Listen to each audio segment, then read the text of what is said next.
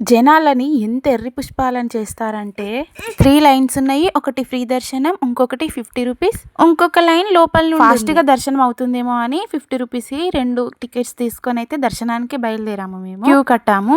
కానీ కొద్ది దూరం వెళ్ళాక ఫ్రీ అండ్ 50 రూపీస్ ప్రత్యేక దర్శనం ఉన్నాయి కదా, అవి రెండు ఒకే లైన్కి అయ్యాయి. ఇటు సైడ్ చూస్తేనేమో మేము 50 రూపీస్ కట్టాము కదా, మేము మీతో ఎందుకు ఉండాలి, మేము ముందు వెళ్తామని. అరే మిమ్మల్ని ఎవరు మనీ కట్టమన్నారు, మాతోటే రావచ్చు కదా, మేమే ముందు వెళ్తాము, మీరు అక్కడ ఆగండి అని వీళ్ళు. ప్రత్యేక దర్శనం ఫ్రీ దర్శనం లైన్ ఒకే దగ్గర అందరూ కలవడమే. ఇంకా అక్కడ ఒక్క అధికారి కూడా లేడు, ఒక్కరు కూడా లేరు.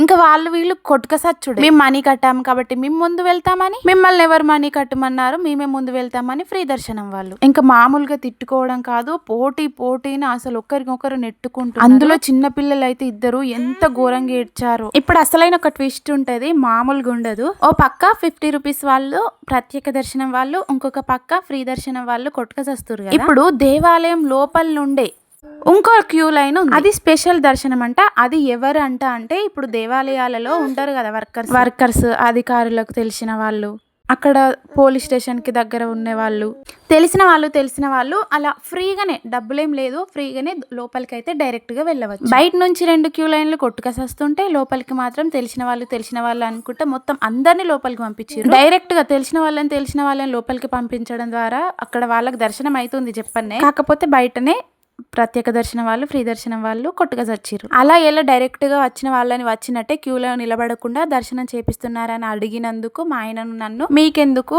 అందరికి లేంది అని అయితే అన్నారు. ఎంత మంది ఒర్రినా, ఎంత మంది కొట్టుక చచ్చిన వాళ్ళు చేసే పని వాళ్ళు టెంపుల్స్ లో చేస్తూనే ఉన్నారు.